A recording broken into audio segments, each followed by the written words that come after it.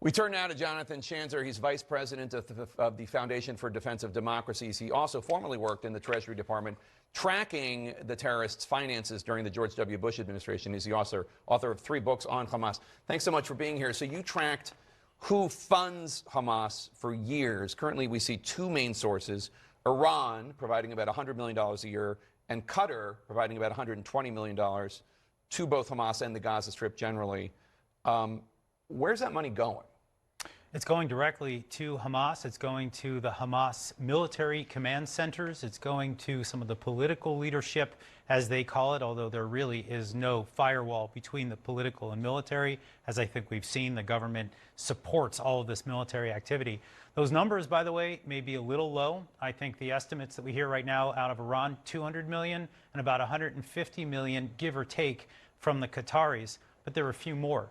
You got the Turks, you got Malaysia, there's actually even some nodes in South Africa, and Algeria, Kuwait. There are a whole host of countries that have been unabashed about their support for Hamas over the years. We're now a month, almost exactly, tomorrow will be 30 days, from those brutal attacks. Are you seeing the funding for Hamas stay the same, increase, dry up? What's the deal? I think it's hard to tell. I think there's a lot of money flowing to their external headquarters right now.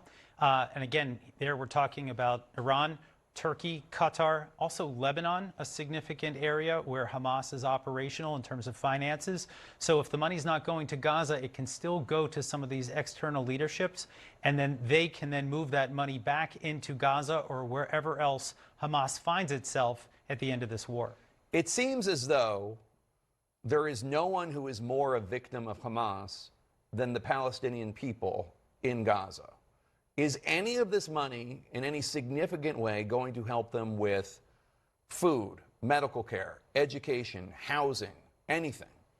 Really not much at all. And you can really see where that money's been spent when you see the tunnels that have been built beneath the ground. This is where Hamas has determined that it wanted to spend its money, and it has spent tens, maybe hundreds of millions of dollars on this underground infrastructure, under hospitals, under schools, right? This is the really depraved thing about Hamas. Forget just, I mean, of course, we saw the murder from a month ago, but the way that they have forced the Gaza people to suffer under their rule is really hard to stomach, especially as we see the images right now. As you track Iran and their funding, how do you see their influence in the wider region? Do you think Iran wants a wider regional conflict, that they would have to fight or receive armaments? I mean, they don't want to be attacked, right? No, they don't. But this is their entire strategy. They are fighting Israel to the last Palestinian, to the last Lebanese, to the last Syrian, and to the last Iraqi. They use proxy groups to their advantage so that they can sit safely back in Tehran and watch with delight.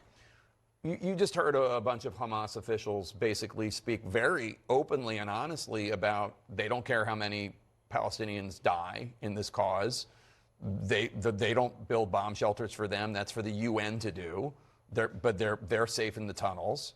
They're going to keep doing October 7th attacks as long as possible. They're very open and honest about this. Are they stupid, or they just know that they think that the world won't care? No, I think right now they understand that they have a certain amount of public opinion on their side, but I think what we heard from one of those leaders was that, quite simply, he's willing to sacrifice this population if it might lead to a broader war. And this is, of course, what the Iranians have been dreaming about, what Hezbollah has been dreaming about, what the broader Iranian axis. This is what they think about as a war that would end all wars and ultimately annihilate Israel. They are testing right now. They're probing to see whether this is their moment. And it's interesting because, of course, the U.S. has naval assets stationed off the coast and near Iran in the Persian Gulf. The Israelis have saved a good chunk of their military facing northward right now at Hezbollah.